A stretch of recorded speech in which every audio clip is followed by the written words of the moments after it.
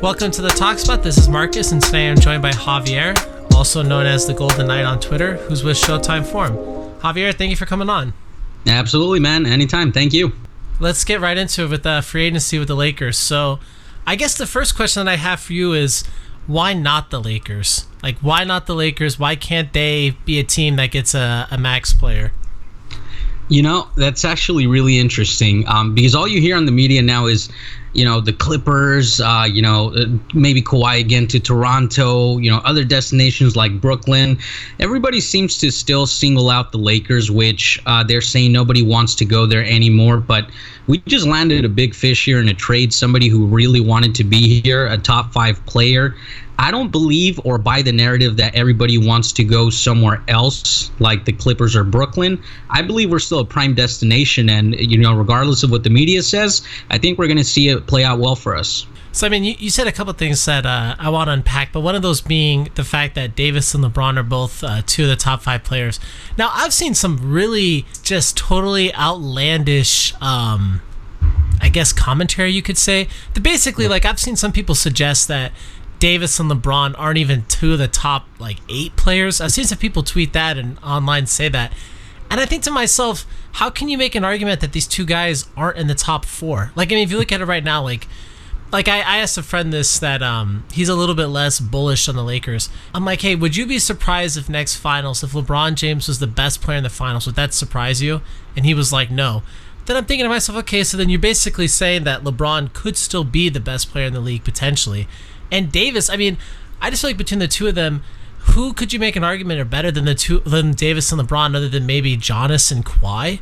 I don't know any other player in the league that I would definitively say, oh, I'd rather have, Harden over Davis and LeBron, or I'd rather have Curry over them, or you pick, you can make your pick or whatever. Even Durant at this point with his injury, I wish that he comes back 100% and as good as he was before. But the likelihood of him doing that, who even knows? So, he's kind of gone. So I just think it's, have you seen some people say things where you're like, how did you get that number? How did you get that Davis and LeBron aren't top 10 players? Absolutely, man. The narrative here is always, if you're a Laker, you're going to have to work extra hard to earn everybody else's respect around the league. LeBron was everything, the best player of all time, this and that. But as soon as he joins the Lakers, he's washed. He can't do it anymore. Look at him. He didn't get his team to the playoffs. But we all forget he had the groin injury that he missed 19 games with. Towards the end of the season there, he missed a few more games to add to that. So it's always going to be a struggle when you're a Laker fan in regards to talking to other fans about the impact your players have. But let's look at it this way, okay? Kawhi Leonard, Kevin Durant, Steph Curry, James Harden, Giannis, you name it. There was no clear-cut best player in the league during these playoffs. It seems like every single game that we were watching, everybody was switching on who's the best in the world now. LeBron has had that clear title to his name for the past years. 8 straight finals. How can you compete with that? Now you put that with Anthony Davis. Let's not forget LeBron was a 28, 8-8 guy still this past season alone. Now you add Anthony Davis. He's definitely one of the top 5 players. You talk about post, you talk about mid-range, you talk about defense, whatever you want to call it. This guy is as versatile as they come. You pair both of those together. What other team in the league has an Anthony Davis type level player with a LeBron James? This is the best duo in any team right now in the league. The coming season, we have a real shot at the title. I don't see how any other duo, when you talk about CJ, Dame, when you talk about Murray and Jokic, when you talk about anybody, Harden, Chris Paul, Westbrook, and Paul George, we're the top 2 duo team here in the league. It's indisputable to me, and to me it's just, I block out the noise. Being a Laker fan, this is what it's going to come with. But let's face reality, nobody has 2 of the top 5 players like we do. And even going deeper than Davis and LeBron, I feel like with Kyle Kuzma, I asked another guy this the other day too. I was like, okay, who on the Clippers do you feel like definitively is even better than Kyle Kuzma next season, right? Right. Because even this whole talk too about, it's like, oh well, Kawhi. Max Kellerman's been talking about that a lot, like Kawhi to the Clippers, right, and I'll make the Clippers better than Lakers. And I'm thinking to myself, who definitively would you put money on next season is better than Kyle Kuzma? And this person texted me back. He was like, oh well, there's Montrezl Harrell or SGA. I thought SGA, What? Like, how you're definitively going to say those two guys are better than Kuzma? Like, I don't even see it. I mean, and Kyle Kuzma, too. I mean, I remember Bill Simmons, he probably said this maybe 3 months ago, that Right. Kyle Kuzma was on the best contract in the NBA. Like, Kyle Kuzma's $2 million and can average, I mean, I think if the Lakers get a max free agent, you know, if Kyle Kuzma goes off the bench, I mean, can you imagine him averaging 15 points plus off the bench? And I mean, there are nights where I'm sure he's going to start because Davis and LeBron, they're not going to play every game this whole season. Like, Kyle Kuzma's going to have nights where he scores 35 points. Right, absolutely. And as far as that goes, I mean, one of the things right off the bat is we forget that we have Kyle Kuzma. I mean, in the mix of just talking about LeBron and about Anthony Davis, you forget how good Kyle Kuzma is and that we were actually able to retain him in that trade. But Kyle Kuzma, he's so good at scoring the ball, man. He can do anything on the court from shooting the three, getting inside, spinning, a little hook shot, whatever it is that you need Kyle Kuzma to do on the offensive end, he can definitely do. Okay, so when you look at the talent level that the Clippers have, which we are competing against, I guess, for Kawhi Leonard, according to reports and according to the media. Yeah, I mean, you can look at Harrell as a player that's really good. He's a hard worker. He, comes and does his job, doesn't complain. But at the same time, just because he's a hard worker, he plays at a high intensity, does not make him a better basketball player than Kyle Kuzma. Kyle Kuzma, to me, has a really good ceiling. He's on an excellent contract, and that's just something that we can't overlook here on the Lakers. I think you're 100% right. So one question that I want to ask is, what's best case scenario for the Lakers this offseason? Like, what do you think is like the best thing that could potentially like happen for us? Yeah, as far as that goes, that's actually a really good question. Obviously, you want to look at Kawhi Leonard as the grand prize that you can get. But having Anthony Davis and LeBron, you can't be too upset if you do strike out on a Kawhi Leonard, Kyrie Irving, whatever it is, that we strike out on, because we do have those rumors of D'Angelo Russell, which I would welcome back. I think he would be a great fit with LeBron and Anthony Davis there on the offensive end of the court. He's a great passer, can definitely shoot the three. We've seen his improvements here, almost won the most improved player, was very close. I thought he should have got it, but if we're not able to get anybody even on D'Angelo's level, we still have enough money so we can split that with good shooters that we can surround the team with. Hopefully with the type of team we have and with the Los Angeles market, we can go ahead and bring in some really good role players. But you can't really call anything in this offseason disappointing because we already have a really good core of what we want to move forward with. Let's just say theoretically if the Lakers were to get a player like Kawhi Leonard, or just to get him outright. I mean, I haven't really heard anybody in the media even really talk about this idea, but what would a team look like of Kawhi, LeBron, Davis, and Kyle Kuzma off the bench, and whatever other players you have? If that's you bring back Caruso and maybe McGee or whatever. Right. I mean, what would that big three of Kawhi, Davis, and LeBron? I mean, would that be like the greatest big three ever assembled? I mean, has there ever been a time in the NBA where potentially the three best players in the league are all on the same team at the same time? Right. I mean, this is something that the NBA has never seen before. If it's assembled, you can talk about Golden State and having, Steph Curry, Clay, Draymond, and KD. This is a whole different beast. I mean, you have three of the top five players, one just coming off of a championship. He's been defensive player the year before as well, and Kawhi Leonard. You have LeBron James, obviously one of the best, if not the best in the game still. In my opinion, he is, just because of everything that he can do. You pair those up with Anthony Davis in the post on both ends of the court, it's unstoppable. At that point, if you get those three together, it doesn't really matter if you put Caruso, Jonathan Williams, whoever you want around him. This is a lockdown dynasty for years to come.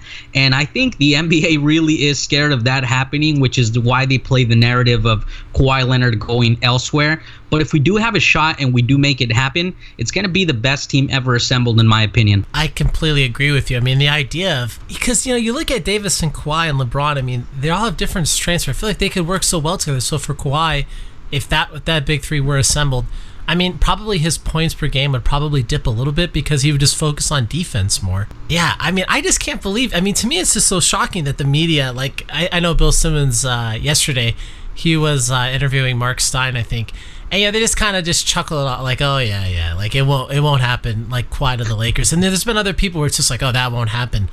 And I think to myself, like, why is that impossible? Or then, There was that scandal the other day on ESPN. I don't even know if I want to call it scandal, but whatever it was, where they listed the Lakers only having $19 million in cap space.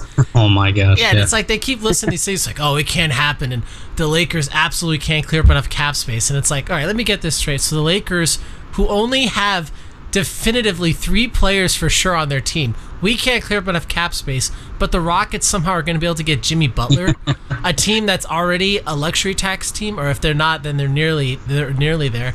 They're somehow going to add a player that's going to cost over $30 million a year, and we can't add one player of the same cost as Butler, even though we have 3 players. Like, I don't even understand where these ideas are even coming from somewhat.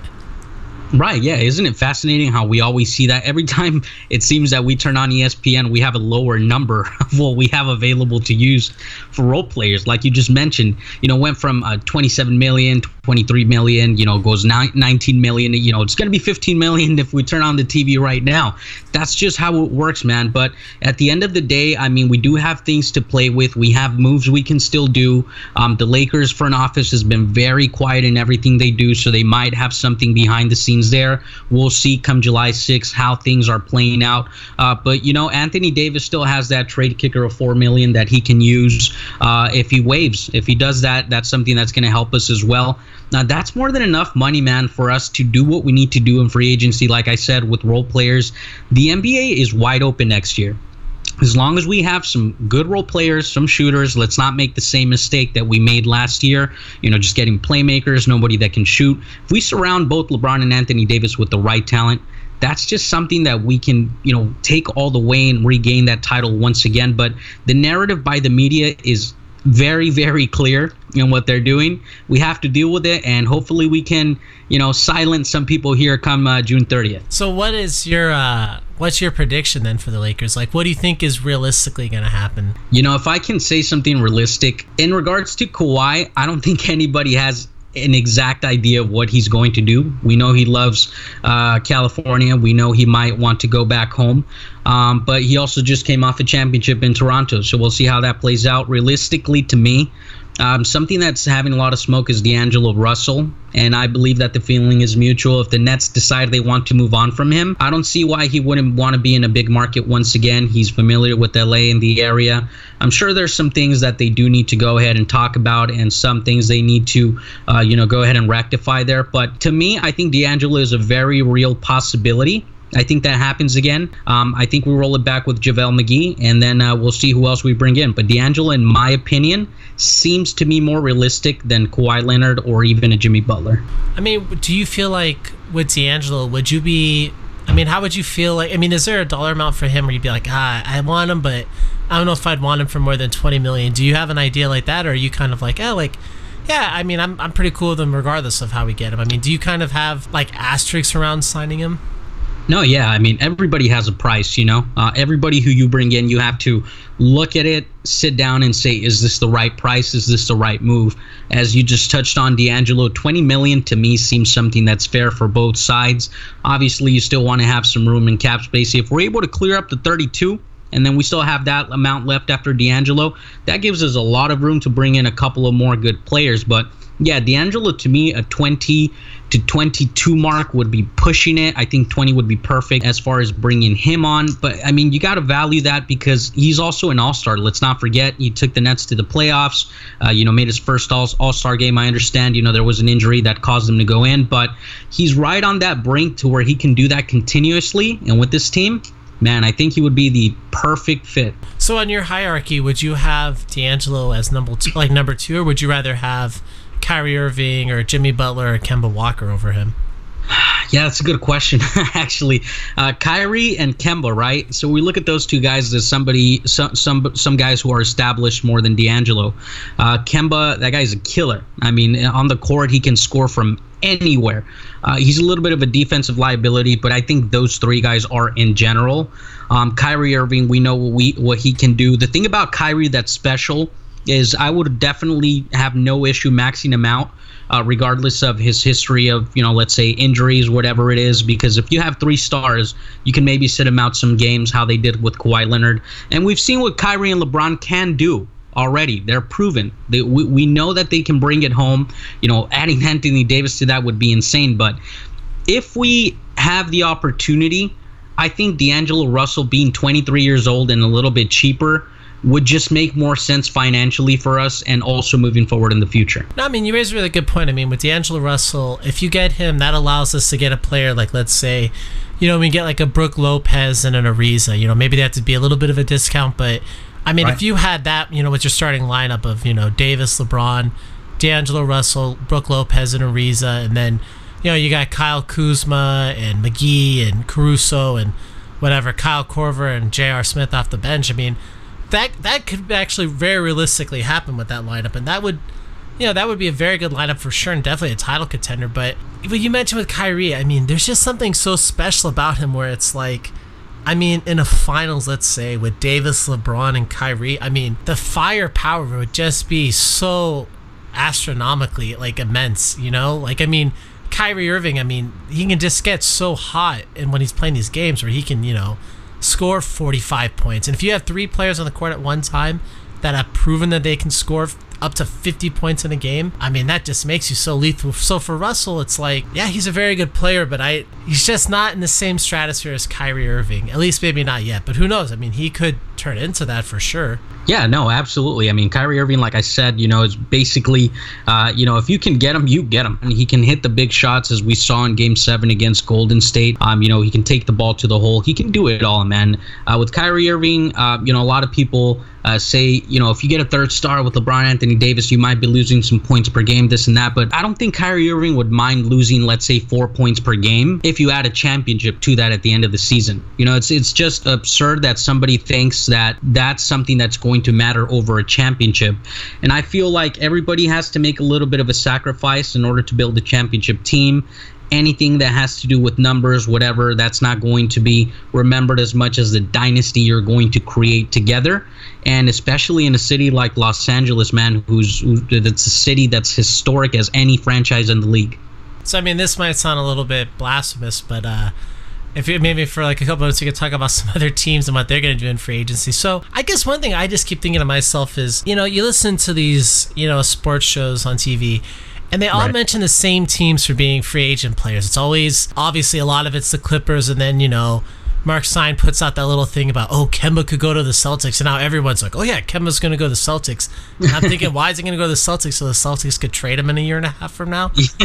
I mean, I really don't think he's going to go to the Celtics. I mean, I don't know, maybe I'll be proven a moron in a week, but I really don't see it. Who are some teams, or what's a team that you think could be secret, kind of like a sneaky little secretive team in like free agency where you're like, wow, I didn't see, the Grizzlies signing Tobias Harris. Like, do you see a team like that maybe doesn't get a lot of press, but you wouldn't be totally shocked if they made some big free agency moves? Maybe not like the biggest moves, but like your Tobias Harris level players.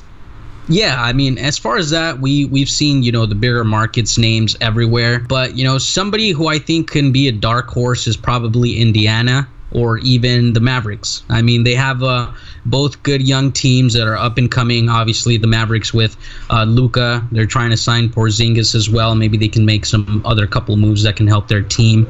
But in the Pacers, man, you got a lot of young talent. You got Oladipo coming back as well. They have a little bit of cap space there. But yeah, man, as far as other teams in the league, I think Brooklyn really is going to make a splash. I don't buy the whole Celtics Kemba thing. I think the Celtics are just trying to put things out there to try to seem they're going after someone or somebody's interested in them. But the Celtics right now are downhill. Can't say I feel too bad being a Lakers fan, but that's just how I feel about maybe some other teams making a splash. I don't see the Knicks doing anything. Yeah, I see at best the Knicks, they're going to do something like maybe just sign DeMarcus Cousins.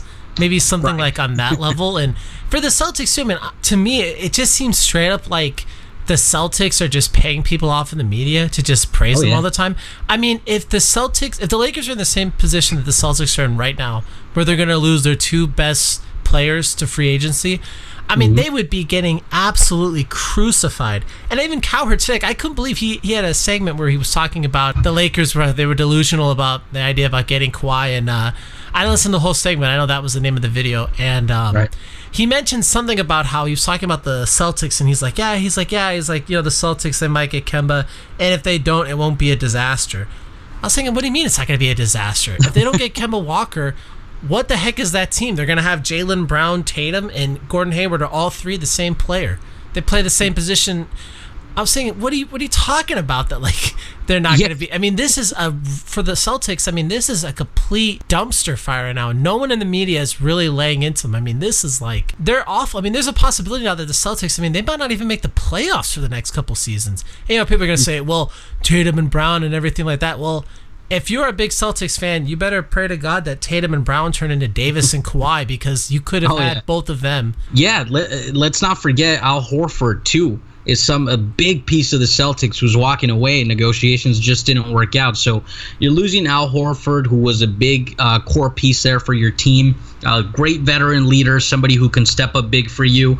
So you're losing that, plus you're losing Kyrie. You're left with a setback, and this setback is going to be years. I mean, they're back to kind of where we were at point A before LeBron. Kind of we had, Lonzo, Ingram, Kuzma, the young players, and it was going to take years for us to get to where we wanted to be. Fast forward to now, we have a win now team.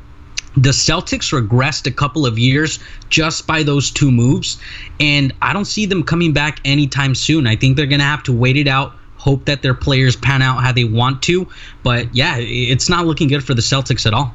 No, and I mean, I even think with Tatum and Brown, in my opinion, I don't see transcendent players from either one of them. I feel like both of them could be fine. They might be even, starting level players on a championship level team. Like maybe each of them could be the fifth best player on a championship team. Yeah, I mean, I don't see it. I mean, you can convince me like Luka Doncic, like he could be, the first or maybe even the second best player on a championship level team, but I absolutely don't see it at all from Tatum or Brown. So I think it's great that what's happening to the Celtics. I mean, I think it's hilarious. I love it. I mean, all of these pro Celtics people that are, especially on ESPN, trashing the Lakers all the time, and they're talking about Rob Pelinka. Oh, Rob Pelinka doesn't know the salary cap. He doesn't know this and that. And I think to myself, all right, first of all, the Lakers are one of the most profitable teams in the league. Rob Pelinka is a lawyer by training. Like, that was his actual degree, is a law degree. I mean, we have, like, the 70th richest man on the planet is actually the largest individual majority owner in the team. That, whatever his name is, that, oh, gosh, he has the German-sounding name. His first name is Philip. He owns an entertainment company. Right. I'm thinking to myself, like, I think the Lakers know something about money. Like, I mean, I really don't think that we struggle. Like, how are we going to, we forgot to include these players in the deal, and that's why the Lakers are going to have max salary cap space. And it's like, well, the reason why they didn't include those three players is that just in case we don't get somebody, we have more players. Right, exactly. That's the whole reason why we kept them, is that just in case we do strike out, we have a plan B. Right, yeah. It's people are acting like Rob Pelinka's on the phone, and then he says, "Okay, let's do this trade," and then that's it. No, you have to go through multiple people as well. Rob Pelinka used to not only has that lawyer degree, but he used to be an agent. He's well aware of the cap, the numbers, where his certain players would fit, how much would be left over for a certain player, things of that nature. It's not just going to slip out of his mind and multiple people's minds that have to go through, to do a trade of this magnitude. So they can trash, Rob all they want, Genie all they want, but as of right now, they are sounding a little bit more quiet. But, any little thing like that, oh, now Rob Pelinka got Anthony Davis, but look at this. Who else can they get? Because what do you mean who else? We just got Anthony freaking Davis. I mean, and a year ago we got LeBron James. And Pelinka was there when we drafted Kuzma. I mean, I feel like if anybody listened to this, I mean, if you've ever spent time with a lawyer, I see lawyers on a regular basis and I communicate with them. Lawyers are people that aren't dumb. These are people that know money and they're not dumb. These are highly educated people.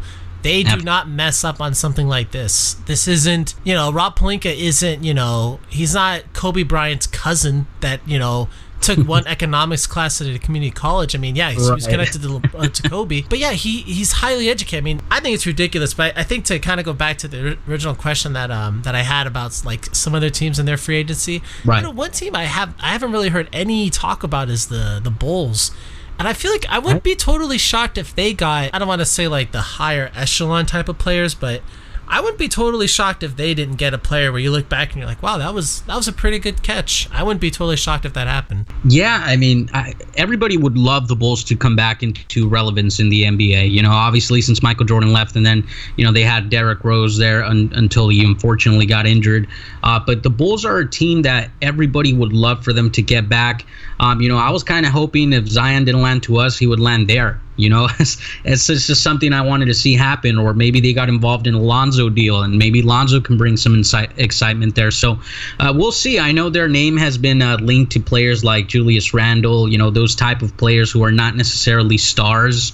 But I hope they can land somebody good. It's just Chicago. Right now, realistically, I think maybe Beverly, just because he's from there, they might have a shot at that.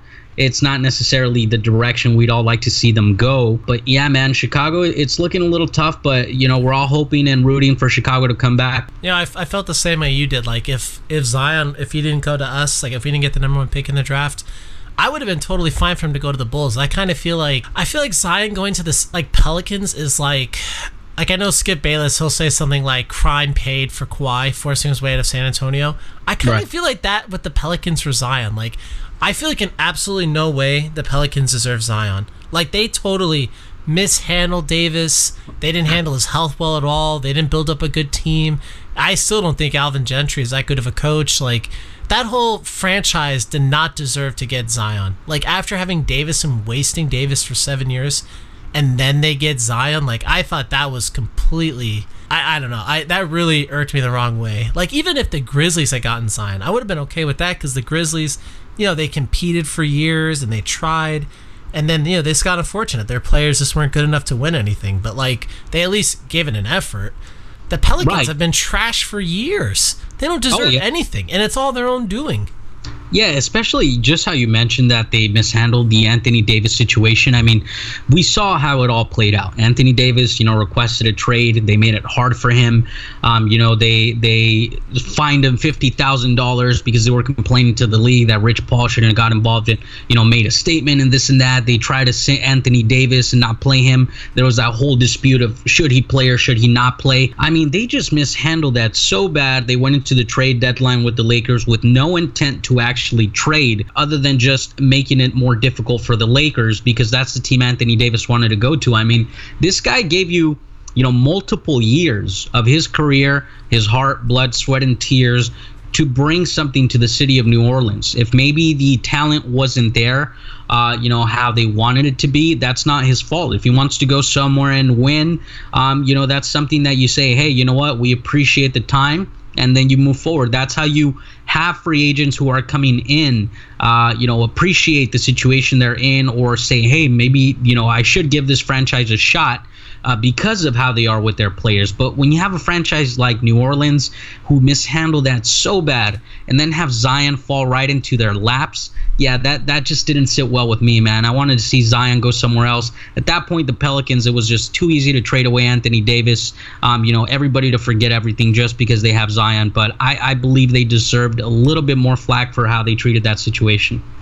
Yeah, and I mean, even beyond just the trade with us, I mean, they totally mishandled the whole Davis era. I mean, for example, when they traded away Mirotic for 4 second-round picks. Right. It's like 4 second-round picks. I mean, you can buy a second. The Lakers bought a second-round pick. Like, basically in the NBA, it's really only the lottery that the draft picks really matter. I mean, yeah, I know that you can draft a good player outside the lottery, and I'm sure somebody can say, oh, what about this player? What about even Kuzma outside the lottery? And yeah, I get it. That can happen. But, oftentimes it's really only the lottery choice that really matter. And second-round picks oftentimes don't really develop into anything regularly. Right.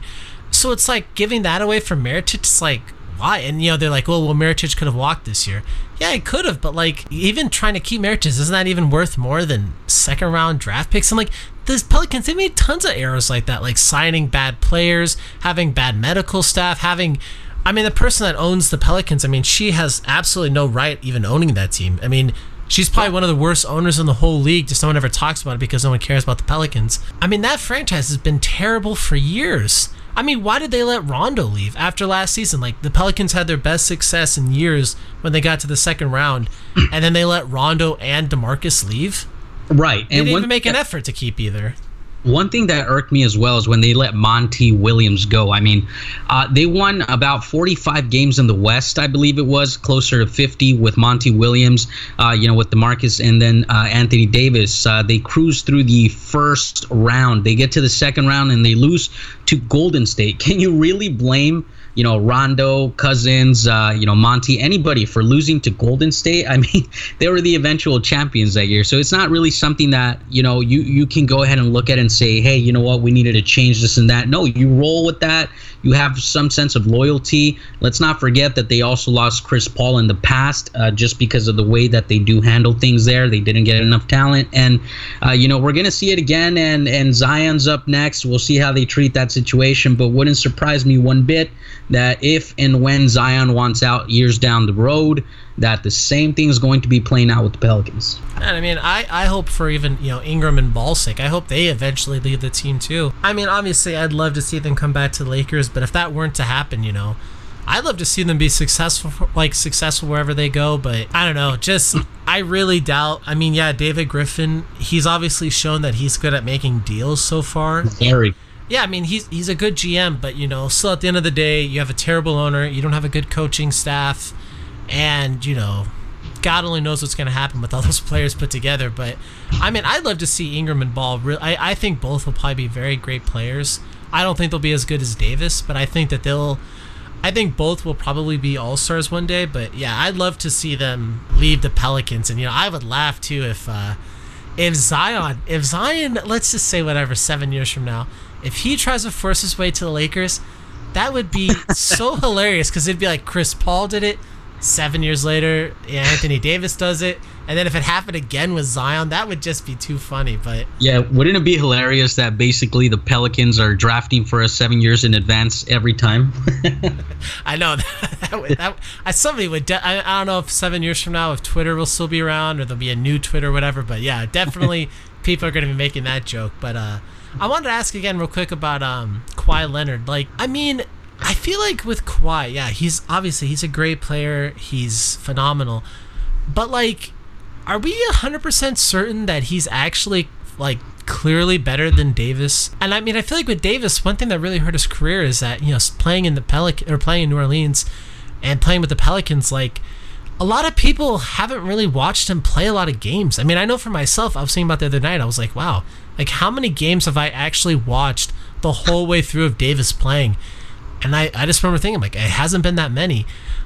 Are we really for sure guarantee that, Kawhi is better than Davis? Or is there a possibility even next season that Davis might be viewed as, the best player in the league? Yeah, that's actually a really good point you're making. I mean, myself, I have League Pass, but I don't know how many times I've said, hey, I'm going to watch the Pelicans today. Anthony Davis is fun to watch when he's on national television. And, but, let's say if it's like the Hornets against the Pelicans, things of that nature, I wouldn't really tune in. So Anthony Davis, mostly if I see he has a good night, I'll tune in and check the highlights after, but yeah, I think we forget how good Anthony Davis is just because of the coverage he's not getting by being in New Orleans. And even the games I try to watch, man, when I watch, and you remember Joel Myers, that we used to have him be a Lakers broadcaster. He now does the games play-by-play for the Pelicans. I cannot stand Joel Myers' voice, unfortunately. So, that hurts a little bit, too, while trying to watch the Pelicans. But this season, we're going to see exactly what Anthony Davis is made of. The spotlight is going to be on him brighter than it ever has, especially here in Los Angeles. The ratings are going to be insane. Anthony Davis's moment starts now. He's 26 years old. And as you mentioned, that doesn't make him the automatic third player if Kawhi would come. We might see Anthony Davis take the 2 or maybe even the 1. We don't know what it's going to look like. That's what's so exciting about this team. And we'll see exactly what he does. But I have very, very high hopes for what this team can do here moving forward. I mean, I remember, I hate to keep referencing The Ringer and Bill Simmons and all these people, but I remember there was an episode of the Bill Simmons podcast. This was probably 10 months ago, maybe. I feel like it was before the trade requests, so there was still a lot of goodwill towards Davis. And I remember they said something about how they think Davis has the potential to be a top 15 player, something like that all time. And I mean, I don't think that's changed. I mean, you look at Davis, and some people, they're crucifying the Lakers saying, oh, we gave up everything for Davis. Literally everything. We have nothing left. And I think to myself, well, first off, that's not necessarily true. I think some people forgot that in Woj's initial tweet, he said we gave up 3 draft picks and 3 players. That's still true. The Pelicans are only going to get 3 draft picks, and they've already gotten 1, right, from us. Right. So it's like, okay, with that being said, I mean, Davis, yeah, he's 26, and barring a catastrophic injury, which, I mean, you can never account for that. So, I mean, you can't say, oh, for sure Davis is going to do whatever. It's like, we don't know. I mean, yeah, maybe he'll always miss 10 games a season, but like you said, he's 26. I mean, is there a possibility that Davis could be phenomenal for another 8 years? That's totally possible. And is it possible that Davis could play to, 38 years old and still be good? That's also totally possible. I mean, exactly. Davis, I mean, we're talking years. I mean, if Davis were to play, let's say, to like, let's say 38 or 39, right? Maybe by that time he'll decline somewhat, but I mean, we're talking past the year 2030 by that time. We're talking so many years down the line that it's like, I mean, are you telling me it's not worth the risk? I don't know. I feel like with Davis, like, I think you always make that trade. I mean, and if Davis, if something were to happen, let's say where he were to leave the Lakers in a year, then we would go back into rebuild mode. I mean, I'm sure LeBron James would ask for a trade, and I'm sure some team would like give us assets for LeBron for sure, and then we just rebuild. So I don't even think it's like this, oh my gosh, like we're so screwed with Davis. I mean, it's like, give me a break. This is Anthony Davis. Like, the dude's incredible. Yeah, I mean, even one championship, I expect more than one, obviously, but even one championship would make it worth it, because if we didn't trade for Anthony Davis as LeBron ages, here with the Lakers, as high hopes I have for Ingram and Lonzo, I didn't see that championships anytime soon. Okay, so with Anthony Davis, that ensures that you're a title contender year after year after year.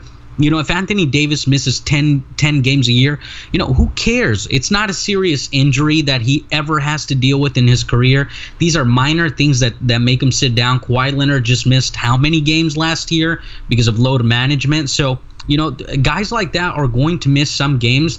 That's okay. At the end of the day, what we're looking for is the playoffs, for you to be rested, for you to be ready. And at that point, it's go time. But Anthony Davis isn't like a Joel Embiid, who gets, who was injured for a year and then he gets long stretches where he has to be out, or somebody like Dwight Howard as well, who had to rely on athleticism. As soon as he had an injury where he wasn't athletic anymore, he fell off the grid of the NBA. So Anthony Davis is so skilled, and he doesn't have serious injuries to where he can have an extensive NBA career, and hopefully that's rocking the purple and gold here. Yeah, and I mean, I feel like even with Davis, he'll be a total, recruiting agent for years to go as well. So let's say he is great for years. I mean, who's to say, when Ben Simmons is a free agent, that Davis won't be there trying to get him, or, when Luka Doncic is up, or Zion, or whoever, David, I mean, once you have that big piece, it's so much easier for everything else to fall in place. It's almost like if you're casting a film. Like, if you already have Brad Pitt as the lead, or Chris Pratt or something like that, the rest of the smaller pieces are going to fit in, or maybe even another big piece. So it's like, really, I'm not worried at all about the Lakers this offseason, because we have LeBron, we have Davis, and we also, I think, in a sense, this kind of works for us. We have the whole nepotism thing where it's like, you come play with us, and then you're part of the, quote, Lakers family forever. So that means what? Like, that means that you might get multiples of your friends hired with the Lakers. That might mean that you'll become, a commentator on, the Fox TV station. I mean, there's always stuff like that where, like, if you make good with the Lakers, you can potentially be good for life just being in that Lakers orbit. And I'm sure some people are going to say, well, what about this player? What about the time that the Lakers did blah, blah, blah? Or what about this or that? Yeah, and I know that there's always exceptions to the rules, but if you're a star player and you come to the Lakers are going to take care of you for life. Absolutely. Like, just to add to that, what you just said, I mean, if you're a Laker, it's different, right? So JaVale McGee came on such a low contract here this past year. How many things did he do off the court just in one season with the Lakers? I mean, you see it all the time. You see Kuzma out in Japan. You see, being a Laker is different. If you come in, you do your job, you're going to get marketing opportunities no matter what. And if you're a mega star like Anthony Davis, it's all going to come. That's something that's always going to remain. You're part of the Laker family.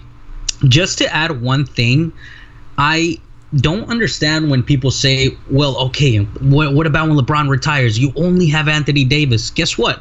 LeBron comes off the books. We have more cap space, okay? We have Anthony Davis in the LA market. Anthony Davis gets along very well with a lot of NBA guys. It's not going to be an issue finding a second star here in LA. Yeah, and especially if, let's just say theoretically, we did get D'Angelo Russell or Kawhi Leonard. I mean, I'm pretty comfortable with that pairing for 3 years from now. I mean, like, let's say 2 years from now when LeBron could theoretically leave. If you have a team of Kawhi and Davis and Kuzma, I mean, I'm okay with that. I mean, I would still say that would be a title favorite, unless, barring the creation of another super team. But I mean, I wouldn't be shocked if Kawhi and Davis are still two of the top 3 or 4 players in 2 years from now. I think that's totally possible. But I wanted to ask you too, who are some of the people that you would really want us to avoid? Like, who are some of the free agents where you're like, don't do it, don't go for them? Well, let's start off by J.R. Smith. To me, it's just not. I know you're going to have to fill out the roster with veterans, but bringing in J.R. Smith to me is just, if you look at his shooting percentage, I believe last year was about 30%. We've seen the mental mistake he did with LeBron. As good of a role player he was in the past, I just don't think it's there. Definitely, I'm kind of over Lance Stevenson as well. Yeah. I'm totally over him. Rondo might be serviceable here and there as a backup, but I don't see a place for Rondo either. But there's definitely some players that those are some players that I say, hey, man, I don't want any part of that, again, here in the purple and gold. Other than that, I mean, a lot of people don't like Carmelo Anthony just because of, I guess his history of shooting the 2, not really moving the ball. I've been actually a big Carmelo fan since 2003, so at a minimum contract, I guess I wouldn't mind as long as we don't play him too much. But yeah, I mean, there's just some players that I would take back, some players that I wouldn't. And to me, that list, there would be okay. I mean, as far as Korver, I know he's a little bit on the older side. How do you feel about maybe Korver if he gets bought out?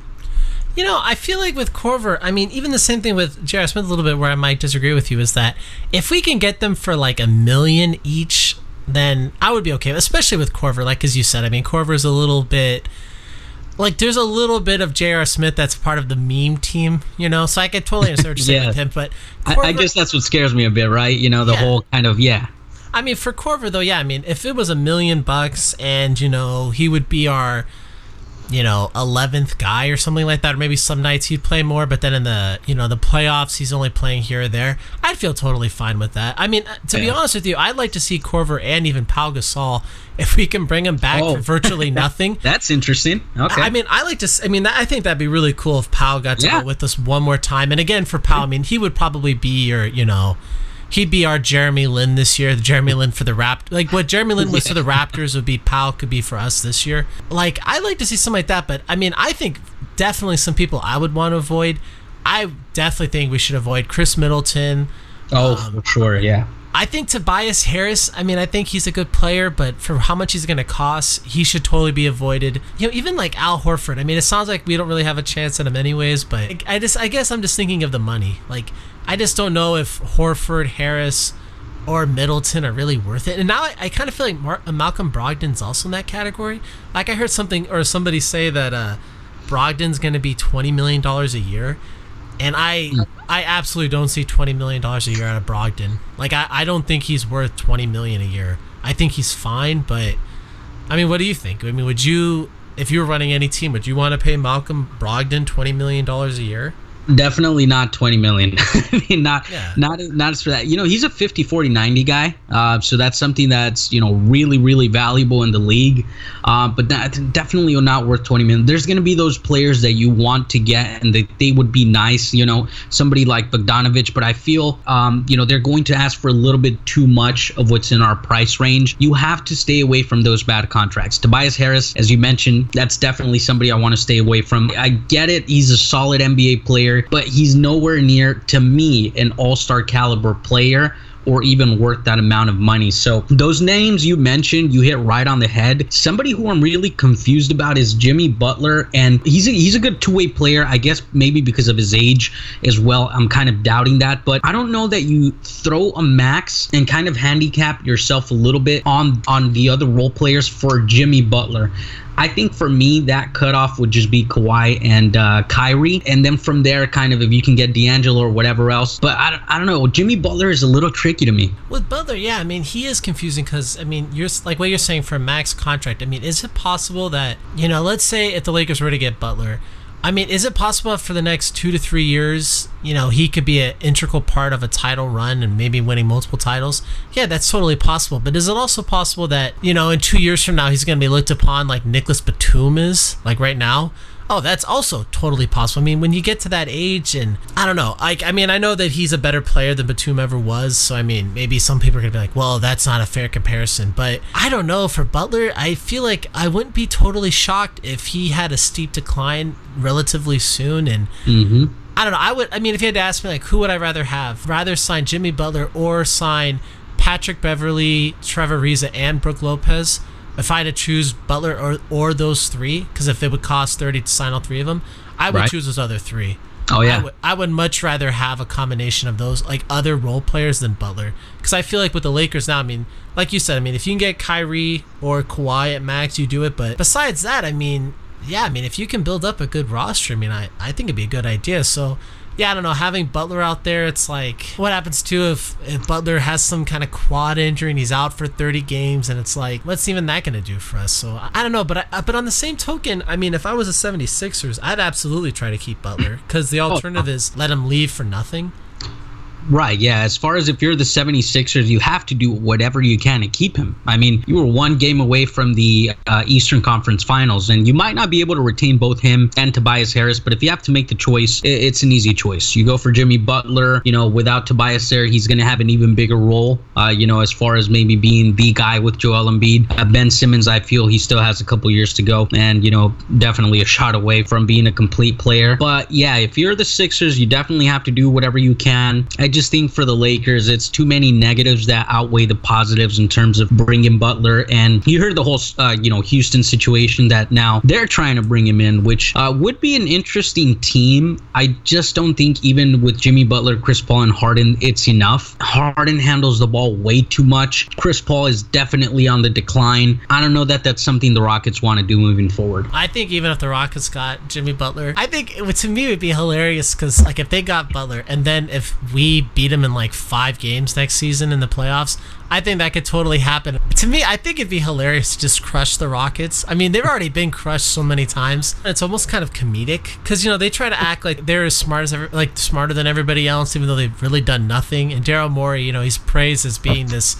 the smartest mind in basketball, and Danny Ainge, the smartest mind in basketball, and now Ujiri, the greatest basketball mind ever, even though he was just literally gifted Kawhi Leonard.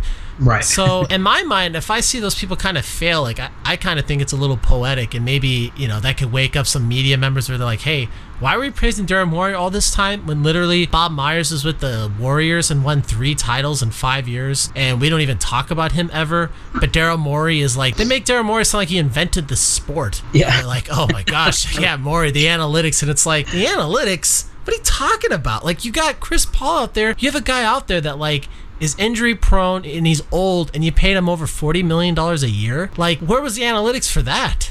Yeah, right. That's a little bit insane. If you have so many analytics that, as far as your department goes, as far as what the coach's philosophy is, and, D'Antoni is this and that as well. But you got 0 championships and 0 finals appearances to show for it, here in the James Harden era with the Rockets. It's not really saying much. I just think it's funny to see franchises like the Pelicans, the Rockets, and the Celtics, whenever they have absolutely no loyalty, no nothing. You saw Baines with the Celtics as well just get traded away, even though he bought a house. He came for cheap, took a pay cut, everything. They just let him go. The Rockets just signed Clint Capella, and now they're looking to trade him. Chris Paul, supposedly there was some, stuff going on there, who maybe he was on the block. I feel like they just didn't find suitors just because of his huge contract, and then they put in the media, hey, this never happened, this and that. But there's a lot of dysfunction in those franchises, and I can't say I feel too bad for it. Yeah, you can even throw in the Clippers when it comes to like disloyalty. Like, I think that people are probably underestimating the fact that the Clippers straight up lied to Blake Griffin and then 6 months later trade him to Detroit, basically sending him to basketball Siberia almost. If you're playing in Detroit, unless you're playing for titles,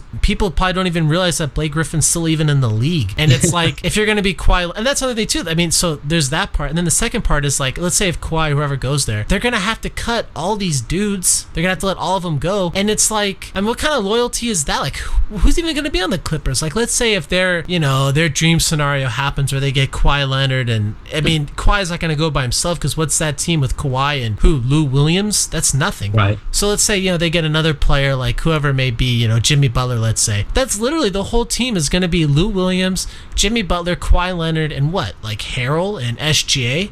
They're going to let go 70% of their whole roster. What kind of loyalty is that even? And people get against it for Lakers. Well, what about you guys doing this or that? It's like, well, it was kind of known that the players, once LeBron came to the team, it was known that like, hey, we're going to trade you for a star if the opportunity arises. Right, so everyone kind of operated off of that mentality. But the Clippers, all of a sudden, it's, we're going to build a super team. Build a super team. I mean, yeah, you can throw in all those teams for the loyalty thing, especially with Blake. I mean, Blake's the best player in Clippers history, and they lied to him, they overhyped him, and then they just send him off, and it's like, okay, I mean, there goes Blake. You didn't even let him have an opportunity to sign with a different team.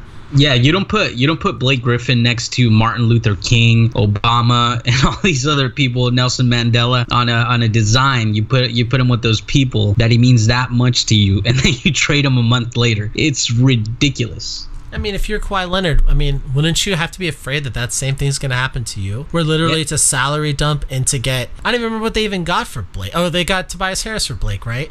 Yeah, which they ended up trading, right? Yeah, then they traded him for like a first round pick in 2021, something like that. Right, yeah, it was a salary dump, essentially. They traded Blake for salary, then they traded Tobias for like salary, essentially. And like, if I'm Kawhi Leonard, I feel like with Kawhi, I mean, I get it if he stays in Toronto, but I really don't think he's going to go to the Clippers. I mean, I know Vegas says he's going there, but I couldn't understand any person's rationale for going to the Clippers. Yeah, I mean, it's just all media narrative, and we've heard the stories that, the Clippers have been paying off the media. Whether that's true or not, all I can say is that I've never seen the Clippers been talked about this much as we've seen lately. We'll see how it plays out, but yeah, I find it hard. Obviously, nobody really knows what Kawhi is going to do, but I find it hard for Kawhi to go and sign on the dotted line to play next to Lou Williams and Harrell when you have LeBron James and Anthony Davis right down the hall. I just don't see that happening. Yeah, and I mean, what was it? Wojnarowski, didn't he say the other day that Klay might seriously sign with the Clippers? If I read that, I was like, you gotta be kidding me. I think his father's literally said Klay would never sign with the Clippers. Right, yeah. It's funny because Woj gave two examples of why he should sign with the Lakers. He grew up there. That's his hometown team. His dad played for the Lakers, this and that. But I think he signs with the Clippers. Like, what? Why? Yeah. What just happened there, I mean, I saw somebody, they tweeted something funny where it was like Woj's face on Oprah's body, and it's like, where are these players going to go? And it's like the Clippers, or it's like Al Horford Clippers, Kawhi Clippers, everybody Clippers. And yeah, I agree with you. It's like, to me, it almost seems like it's a joke almost at this point that like all these players are linked to the Clippers, and I think what player from the Clippers is even meeting with these people? And people are gonna say, oh well, Jerry West. Yeah, Jerry West, he's a great basketball mind, probably the greatest basketball mind ever, but like he's not actually playing on the court anymore. So who's even going to these meetings with? Who's gonna go to the Al Horford meeting and the Kawhi Leonard meeting? Is it gonna be Jerry West and Ballmer? I mean, they're not going to be playing the sport with these guys. I mean, with the Lakers, when we meet with Kawhi, that meeting is going to be Davis, LeBron, and probably Kobe. Look at that meeting versus Ballmer. Can you imagine that room? Like, geez, man, you have...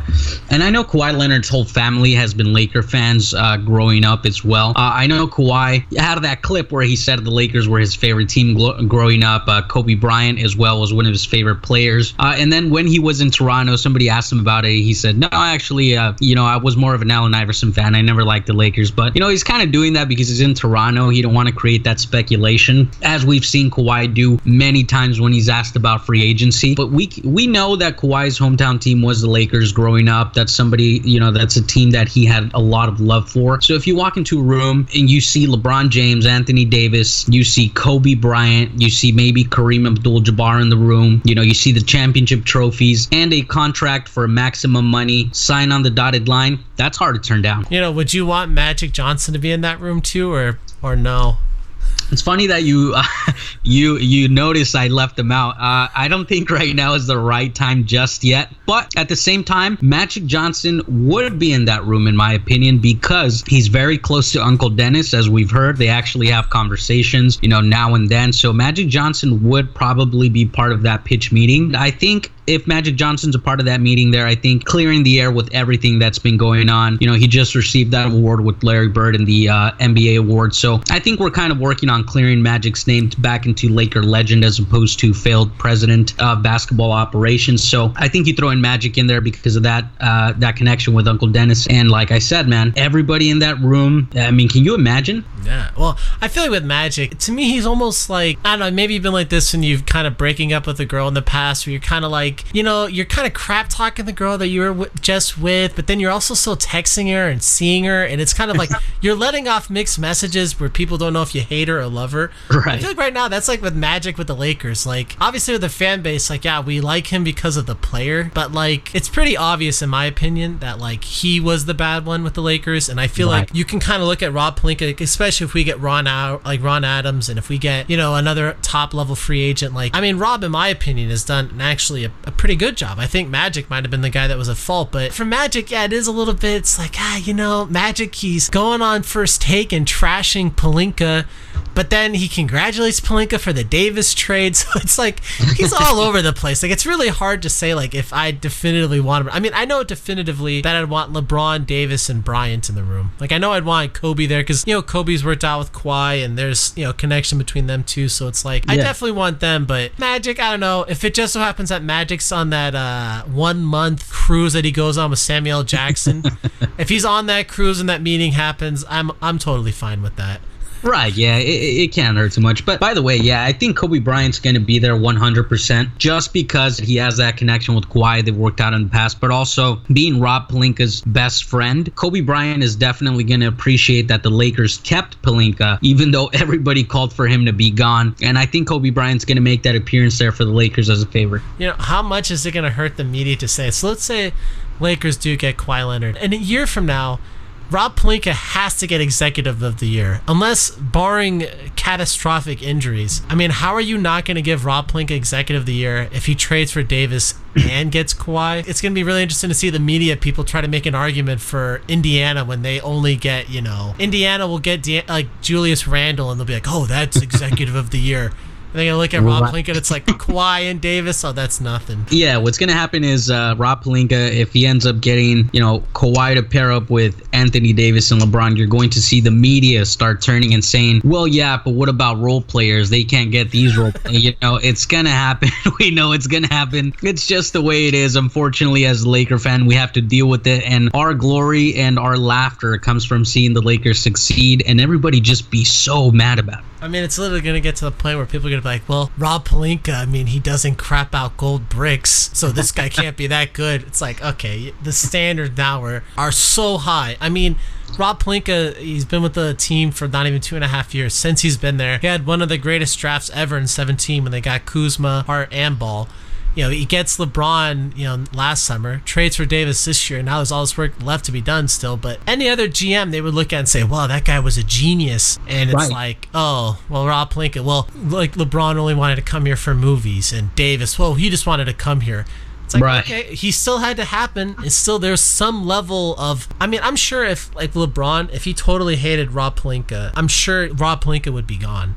So, I mean... Yeah, isn't it funny how people say, well, nobody wants to go to the Lakers anymore. Nobody wants to do this and that. But the moment LeBron comes, oh, he already wanted to go. Davis, oh, he already had his mindset on LA. But, didn't you guys just say nobody wants to go to the Lakers? So now we're discrediting the work that's being put in? Like, it just doesn't make sense. You're totally right, man. Well, I want to thank you so much for coming on today. How can we follow your guys' stuff online? Like, where can we go to listen to your guys' podcasts and to follow you guys online? Like, what would be some of the best places to follow your guys' work? Yeah, so first and foremost, man, thank you for having me. Really good conversation. Love your basketball knowledge. I really had a great time. And second of all here, as far as following me, you can see my designs, my basketball takes. They're on at Golden Knight GFX on Twitter and Instagram. And also follow Showtime Forum, where I do podcasts. You can also see my artwork there. We have great content on Twitter, everything that has to do with the Lakers. So that would be at Showtime Forum. And yeah, man, would appreciate any follow, any interaction that you do with us. Really appreciate it. All right, great. Well, thank you so much again, Javier, and I look forward to hopefully maybe we can talk in July or August once all the big moves, once they've happened, and hopefully we'll all be rejoicing together with maybe the biggest big three ever. So yeah, I hope so. And hey, anytime, man, anytime. Glad to come on. Like I said, really appreciate it and had an amazing time. Let's go ahead and celebrate next time when we have the free agents. Sounds good, man. Well, have a good rest of your night. Appreciate you, man. Good rest of your night. Appreciate you, man. Good rest of your night. Appreciate you, man. Good